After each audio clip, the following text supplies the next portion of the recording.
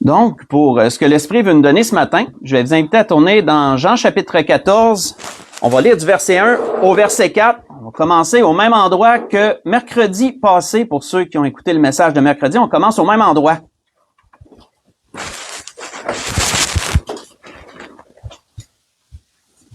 Jean chapitre 14, verset 1 au verset 4.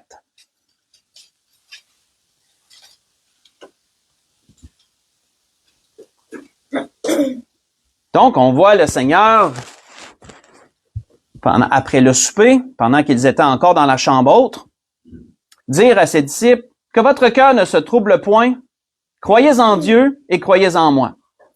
Il y a plusieurs demeures dans la maison de mon Père. Si ce n'était pas, je vous l'aurais dit. Je vais vous préparer une place. Et lorsque je m'en serai allé et que je vous aurai préparé une place, je reviendrai, je vous prendrai avec moi, afin que là où je suis, vous y soyez aussi. Vous savez où je vais et vous en savez le chemin. » On va arrêter ici. Donc, comme je l'avais mentionné mercredi passé, on voit que pendant ce temps que le Seigneur était dans la chambre haute, après le repas de la Pâque, le Seigneur annonce à ses disciples une triste nouvelle, une nouvelle qui va vraiment les bouleverser beaucoup. Il leur annonce qu'il doit s'en aller.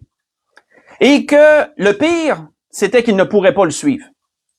Le pire, c'était qu'il ne pourrait pas être avec lui. Du moins pour un temps. On voit précédemment, comme je l'avais mentionné dans Jean 13, verset 36, pas besoin d'y tourner, c'est juste en haut. Mais c'est pour dire que Pierre, lui, avait cuisiné le Seigneur sur ça. Et pourquoi? Où tu t'en vas? Pourquoi je peux pas aller avec toi? Et tout. Mais le Seigneur y avait dit, bientôt, tu vas me suivre bientôt. Bientôt, tu vas être avec moi. Mais en attendant, le Seigneur leur annonçait cette nouvelle à cause, comme nous le savons, qu'il leur annonçait qu'il allait devoir souffrir et qu'il allait devoir mourir à la croix pour les péchés de l'humanité. Mais le Seigneur leur apportait une consolation merveilleuse en leur disant, je m'en vais, vous préparer une place. Ce que je dois faire a un but, a une raison très précise. Mais ensuite, je vais revenir et je vais vous prendre avec moi. Et là, on va être réunis ensemble pour toujours.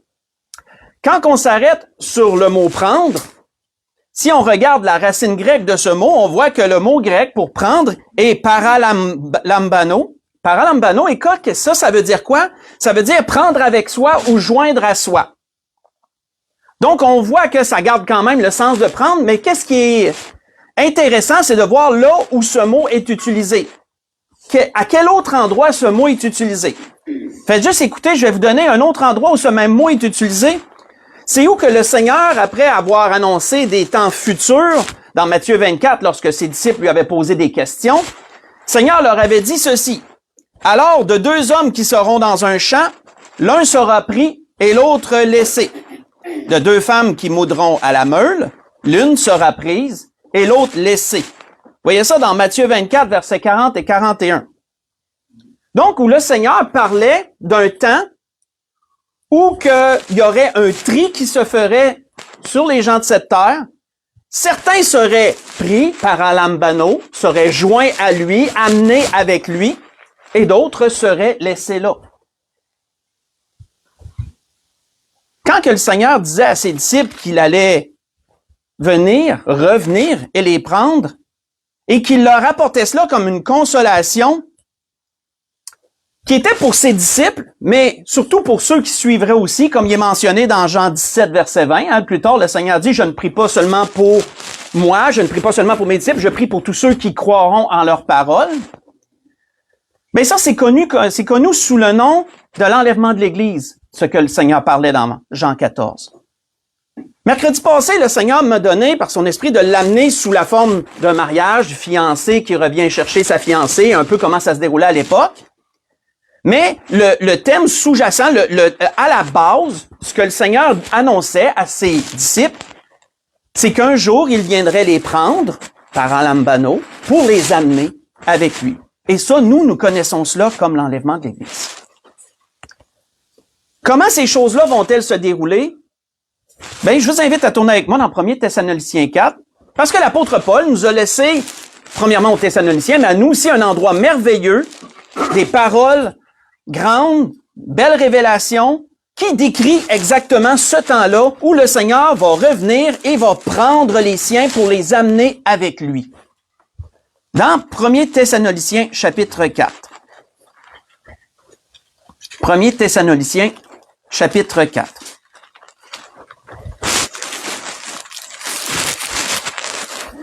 Si on lit à partir du verset 13. Verset 13 au verset 18. L'apôtre Paul disait aux Thessaloniciens, « Nous ne voulons pas, frères, que vous soyez dans l'ignorance au sujet de ceux qui dorment, qui sont morts, en d'autres mots, afin que vous ne vous affligiez pas comme les autres qui n'ont point d'espérance. Car si nous croyons que Jésus est mort et qu'il est ressuscité, croyons aussi que Dieu ramènera par Jésus et avec lui ceux qui dorment.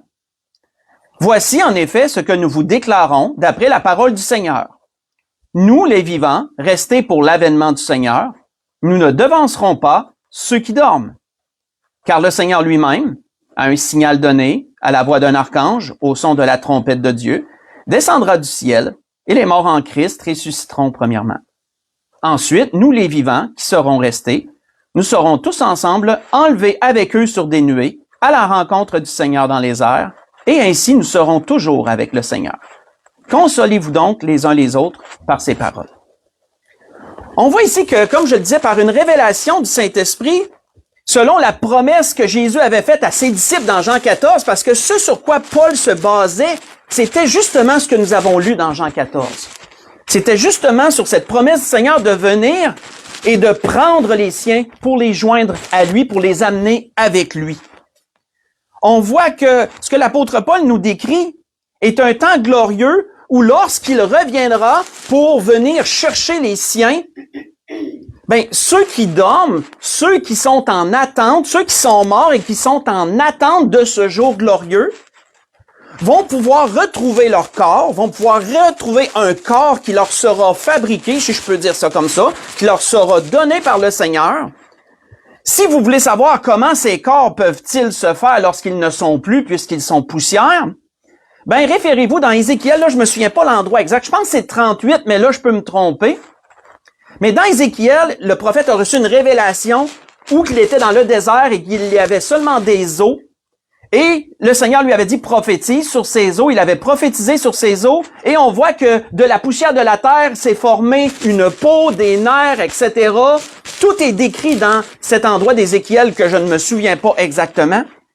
Mais tous des corps se sont formés et le prophète a vu une très grande nuée de gens qui n'étaient pas là auparavant parce que leur corps a été reformé à partir de la poussière de la terre. Donc, si on se demande comment le Seigneur va reformer des corps pour ceux qui sont morts et qui sont en attente de ce jour, c'est de cette façon-là. On voit que ceux qui sont morts vont pouvoir revenir prendre les corps glorifiés, transformés, qui ont été formés pour eux. Nous qui sommes vivants, nos corps vont être changés, comme il est dit dans 1 Corinthiens 15, versets 35 à 54. Belle étude à faire. L'apôtre Paul l'expliquait. Où nos corps à nous seront transformés. Et comment qu'on parle de corps glorifiés? On parle de corps exactement comme celui du Seigneur. Des corps qui ne meurent plus, des corps qui ne vieillissent plus. Et de là, lorsque les morts auront récupéré leur corps, lorsque les corps des vivants seront transformés, tous ensemble, nous serons enlevés sur la nuée à la rencontre du Seigneur dans les airs. Nous serons paralambano. Nous serons pris avec le Seigneur et joints avec lui, selon sa promesse.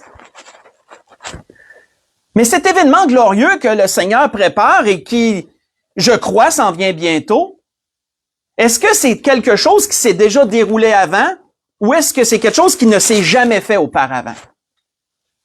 Quand on regarde selon la parole, on voit que nous avons des cas de répertorier, des exemples de gens que le Seigneur est venu prendre avec lui et joindre à lui dans le passé. Faites juste écouter, mais on voit un bon exemple de cela, où il est dit ceci à propos d'un homme. Il nous est dit que Enoch, âgé de 65 ans, engendra Méthusélah. Enoch était, après la naissance de Méthusélah, marcha avec Dieu 300 ans, et il engendra des fils et des filles, et tous les jours d'Enoch furent de 365 ans. Enoch marcha avec Dieu, puis il ne fut plus, parce que Dieu le prie. Ce que je vous ai lu, c'est dans la Genèse, chapitre 5, verset 21 au verset 24. Il ne fut plus parce que Dieu le prie, frères et sœurs. Quand on regarde le mot hébreu ici pour prendre, le mot hébreu, c'est lakash, et lakash veut dire prendre, enlever, saisir, amener au loin. Donc, on voit que comme le Seigneur avait promis à ses disciples de les joindre à lui et de les emmener avec lui, on voit ici que Dieu avait déjà fait auparavant cette chose avec cet homme, Enoch. Il était venu et il l'a pris et il l'a amené avec lui. Enoch, de son temps, qu'est-ce qu'il nous est dit sur lui? Peu de choses. Mais quand on se réfère à ce qui est dit dans Jude, versets 14 et 15, pas besoin d'y tourner, nous voyons que Enoch vivait dans un temps corrompu où il était un témoignage vivant pour les gens de son entourage, pour les gens qu'il côtoyait. Et il était, la Bible nous dit, un prédicateur de justice, quelqu'un qui annonçait le jugement à venir. Jude nous explique ces choses. Quand on regarde dans l'histoire encore, est-ce que nous avons d'autres exemples? Ben, si vous voulez étudier durant la semaine, vous pourrez voir dans 2 Rois 1, versets 9 à 12, et vous y verrez l'exemple notoire que nous connaissons à peu près tous, pour ceux qui lisent leur Bible fréquemment, l'exemple d'Élie, le prophète. Ou Élie lui-même, qui avait été un prophète de Dieu, un prédicateur de justice, qu'on pourrait dire lui aussi, un homme qui avait fait tout ce qu'il pouvait pour ramener le peuple de Dieu vers Dieu, pour rétablir la justice de Dieu et pour prendre position pour Dieu. On voit qu'après un temps, Dieu a décidé de le rappeler à lui. La Bible nous dit que d'un chariot de feu avec des chevaux de feu sont descendus du ciel, il a embarqué dans ce chariot et il est retourné au ciel. Et il a passé le flambeau à son serviteur et son serviteur a continué. On voit que... On a-tu un autre exemple? Ben, on en a un autre, mais on l'oublie souvent, celui-là, puis pourtant, il est tellement évident. Je vous invite à tourner dans Actes chapitre 1. On a un autre exemple encore. Et il est évident lorsqu'on le voit. Il est évident lorsqu'on le voit. Et cet exemple, ben, c'est le Seigneur. Jésus a été également enlevé.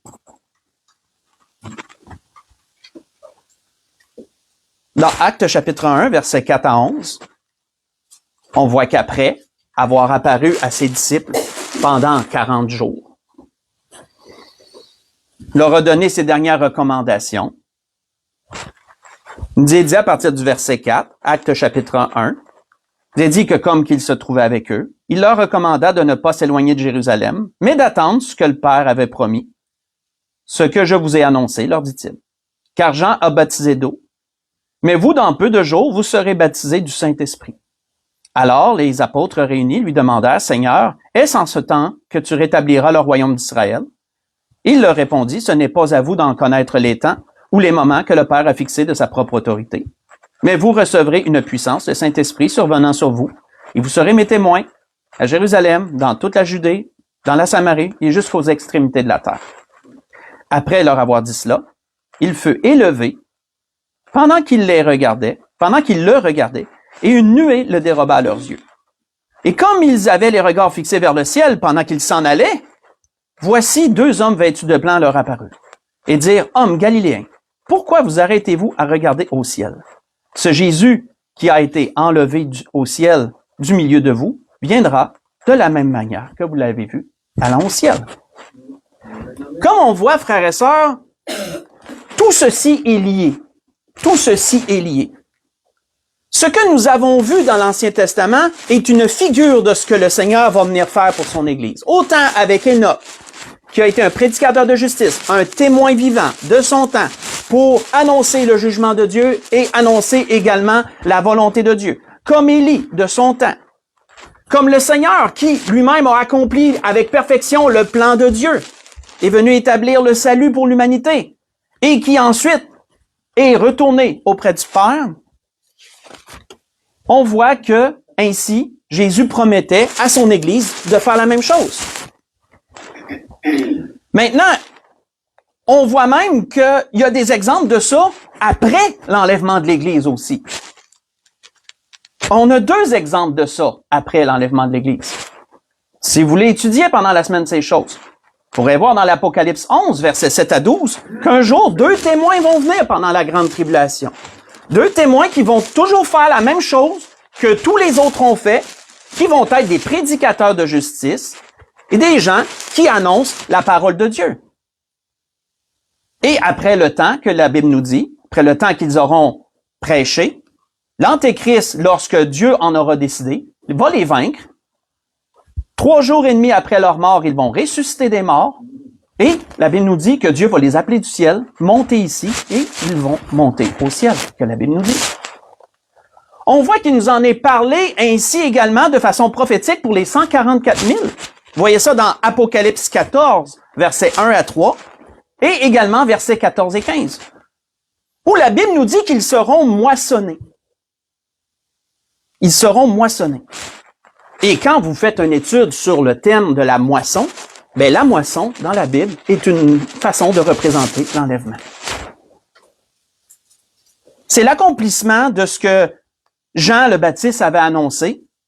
Lorsque Jean le Baptiste avait dit ceci dans le début de son ministère, ou du moins de ce qu'on en voit dans la Bible de son début, Jean le Baptiste avait dit, en parlant de Jésus, « Il a son vent à la main, il nettoiera son aire, il amassera son blé dans le grenier, mais il brûlera la paille dans un feu qui ne s'éteint point. » Vous voyez ça dans Matthieu 3, verset 12. Ben ça, d'une façon imagée et codée, représente l'enlèvement de l'Église, où le Seigneur va amasser tout son blé dans un grenier, et le restant, qui est la paille, va être réservé pour le jugement, pour le feu. Maintenant, si on continue plus loin que l'enlèvement, si on retourne dans 1 Thessaloniciens, mais cette fois-ci, chapitre 5, on voit que, premièrement, l'enlèvement de l'Église est une consolation, que la Bible nous dit. C'est une consolation. C'est une consolation pour ceux qui sont fidèles au Seigneur et qui œuvrent pour le Seigneur dans leur vie quotidienne, qui sont un témoignage pour les gens qui les entourent, qui sont des prédicateurs de justice. On voit que l'apôtre Paul, lorsqu'il a prêché ces choses aux Thessaloniciens, a continué suite à ce sujet-là, dans 1 Thessaloniciens 5, si on lit le verset 1 à 11. Qu'est-ce qu'il leur disait après leur avoir parlé de l'enlèvement? Il leur a dit, pour ce qui concerne des temps et des moments, vous n'en avez pas besoin, frères, qu'on vous en écrive. Car vous savez bien vous-même que le jour du Seigneur viendra comme un voleur dans la nuit. Référez-vous au message de mercredi passé pour comprendre ça. Quand les hommes diront paix et sûreté, alors une ruine soudaine les surprendra, comme les douleurs de l'enfantement surprennent la femme enceinte, et ils n'échapperont point. Une parenthèse que je voudrais ouvrir et refermer, c'est ce que présentement le président actuel des États-Unis essaie de faire. Il essaie, ça paraît pas là, mais d'amener la paix sur la terre. Il essaie d'amener la paix entre Israël et toutes les nations arabes. Vous voyez ça avec les accords d'Abraham. Mais un jour, il va y arriver. Si c'est pas lui, ça va être son successeur. Mais un jour, il va arriver que la paix va s'établir entre Israël et les nations, où là, les gens diront paix et sûreté et croiront que tout est réglé. Il ne semble pas que nous soyons dans ces temps-là présentement, mais on voit que ça l'œuvre pour aller dans ce sens. Et à ce moment-là, lorsque les hommes vont croire ça, ils ne s'attendront pas à la ruine qui va suivre par la suite. Je referme la parenthèse. Mais vous, frères, vous n'êtes pas dans les ténèbres pour que ce jour vous surprenne comme un voleur. Vous êtes tous des enfants de la lumière et des enfants du jour. Les enfants de la lumière et des enfants du jour, frères et sœurs, ce sont des enfants de Dieu qui sont spirituels, qui ne sont pas entraînés, qui ne sont pas ancrés dans les choses de cette terre et qui ne vivent pas pour les choses passagères d'ici-bas. Ils vivent pour le ciel, ils vivent pour le Seigneur, ils vivent pour leur héritage à venir et ils entretiennent leur relation avec le Seigneur. Ils sont des lumières. C'est pour ça que l'apôtre Paul appelle des enfants de lumière et des enfants du jour. Ils voient clair, ils savent ce qui se passe et ils savent où ils s'en vont. Ils savent l'heure où on est rendu, si on peut le dire d'une façon comme ça. Donc, verset 6, ne dormons donc point comme les autres, mais veillons et soyons sobres. Car ceux qui dorment, dorment la nuit, ceux qui s'enivrent la nuit. Mais nous qui sommes du jour, soyons sobres, ayant revêtu la cuirasse de la foi et de l'amour, ayant pour casque l'espérance du salut. Et là, par la suite, l'apôtre Paul va dire à quoi sert également l'enlèvement de l'Église. L'apôtre Paul dit, car Dieu ne nous a pas destinés à la colère, mais à l'acquisition du salut par notre Seigneur Jésus-Christ, qui est mort pour nous, afin que soit nous veillions, que soit nous dormions, nous vivions ensemble avec lui. C'est pourquoi exhortez-vous réciproquement et édifiez-vous les uns les autres, comme en réalité vous le faites. On va arrêter ici. Donc, on voit que l'enlèvement est premièrement une consolation, mais également une préservation. C'est une préservation de la colère de Dieu qui va venir sur le monde entier pour éprouver les habitants de la terre, comme il est dit à un autre endroit. Le Seigneur ne réserve pas son Église à cette colère-là. Puisque son Église, comme tous les gens qui ont précédé Enoch, Élie, son Église est là pour rendre un témoignage, elle est là pour représenter Dieu et annoncer sa parole, annoncer son salut. Dans un monde qui devient de plus en plus méchant et corrompu. Mais lorsque les temps seront venus, le Seigneur va faire comme il a toujours fait. Il va venir chercher son Église pour la consoler, premièrement, parce qu'elle attend cela, c'est sa consolation, mais pour la préserver de la colère. Comme il est dit dans l'Apocalypse, pas besoin d'y tourner, chapitre 3, verset 10, où il a dit à l'Église de Philadelphie, « Parce que tu as gardé la parole de la persévérance en moi, je te garderai aussi à l'heure de la tentation, qui va venir sur le monde entier pour éprouver les habitants de la terre. » Apocalypse 3, verset 10. Mes frères et sœurs, tellement important de comprendre les paroles qui sont dites là. Parce que tu as gardé la parole de la persévérance en moi. Parce que. C'est quoi parce que? Parce que c'est une condition. C'est une condition. Faut garder la parole de la persévérance pour que le Seigneur nous garde aussi de ces temps-là. On voit que des exemples que le Seigneur a préservé des gens de la colère qui sont aussi des témoignages pour comme des représentations de l'Église, ben, vous en avez aussi à travers la parole. Tout est là. Vous avez l'exemple de Noé. Genèse 6, versets 8 à 18. Un homme de son temps, la Bible nous dit, intègre, droit, craignant Dieu, qui se détourne du mal, qui marche avec Dieu comme Enoch, comme Élie. Un homme que Pierre appelle un prédicateur de justice, que Dieu a sauvé de sa colère. On voit, si vous voulez continuer vos études durant la semaine, dans la Genèse 19, versets 12 à 16, on voit Lot. On voit Lot que même si Lot n'était pas quelqu'un de flamboyant spirituellement, de ce qu'on en lit, c'était quand même quelqu'un qui se préservait du mal qui se faisait dans Sodome et Gomorrhe. L'apôtre Pierre nous l'explique dans 2 Pierre 2, versets 7 et 8, où il nous est dit que son âme juste était tourmentée quotidiennement par les abominations et les choses mauvaises qui se faisaient. C'est plate qu'il restait là, mais il se préservait du mal qui se faisait autour de lui. Puis Dieu a jugé bon de le sauver, de le préserver de la colère, de la destruction de Sodome et Gomorrhe, comme vous le savez. Dans tous les cas, frères et sœurs, on voit que l'apôtre Pierre déclarait ceci en rapport avec la façon d'agir de Dieu. L'apôtre Pierre disait, « Le Seigneur sait donc délivrer de l'épreuve les hommes pieux et réserver les injustes pour être punis au jour du jugement. Surtout ceux qui courent après la chair dans un désir d'impureté et qui méprisent l'autorité. » Voyez ça dans 2 Pierre 2, versets 9 à 10. Dans toutes ces choses, frères et sœurs, que l'Esprit a voulu nous dire ce matin, gardons cela à l'esprit. Que même si les temps sont troublés, que même si tout ce qui arrive atteint le moral d'une façon ou d'une autre. On en parlait un peu avant l'Assemblée. Le prix des articles vont flamber bientôt. L'essence, l'épicerie, etc., etc. Nos gouvernements veulent nous amener l'identité numérique, etc., etc.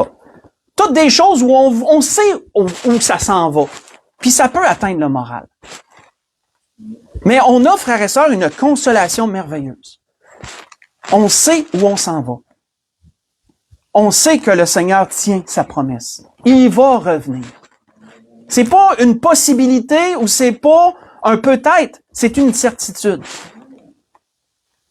Jusqu'à ce temps-là, consolons-nous donc les uns les autres par ses paroles, mais sachons aussi que le Seigneur a son temps pour juger le monde qui s'en vient et que le Seigneur saura nous préserver de ce temps-là. Et jusqu'à ce temps-là, même à travers les épreuves, le Seigneur va continuer à cheminer avec nous. Et même si tout coûte cher, même si tout va coûter plus cher, ou peu importe autre chose qui va survenir, le Seigneur mettra sur notre route les moyens, la subsistance, en son temps, dans les bons moments, pour que nous puissions manquer de rien dans tous ces temps-là. L'Esprit voulait nous rappeler ce matin cette consolation et également que le Seigneur, sa façon d'agir par rapport à ces choses. C'était ce que l'Esprit voulait nous dire. Pour conclure, on va aller ensemble dans 2 Thessaloniciens chapitre 2, on va conclure là. 2 Thessaloniciens chapitre 2.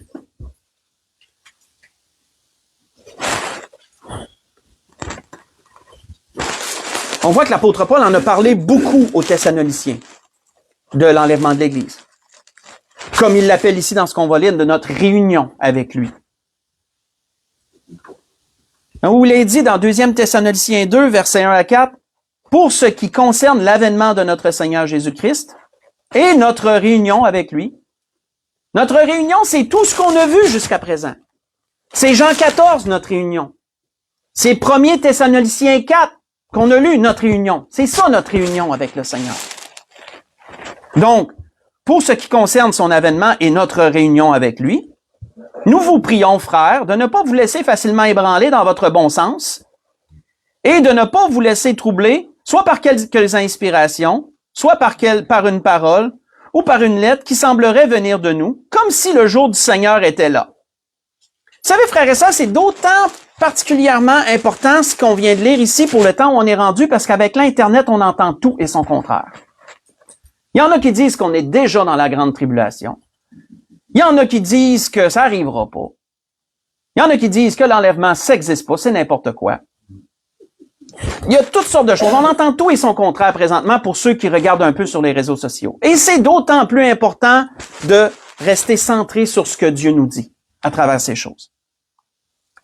Donc, c'est pour ça que l'apôtre Paul disait que personne ne vous séduise d'aucune manière, car il faut que l'apostasie soit arrivée auparavant, qu'on ait vu paraître l'homme impie, le fils de la perdition, l'adversaire qui s'élève au-dessus de tout ce qu'on appelle Dieu ou de ce qu'on adore.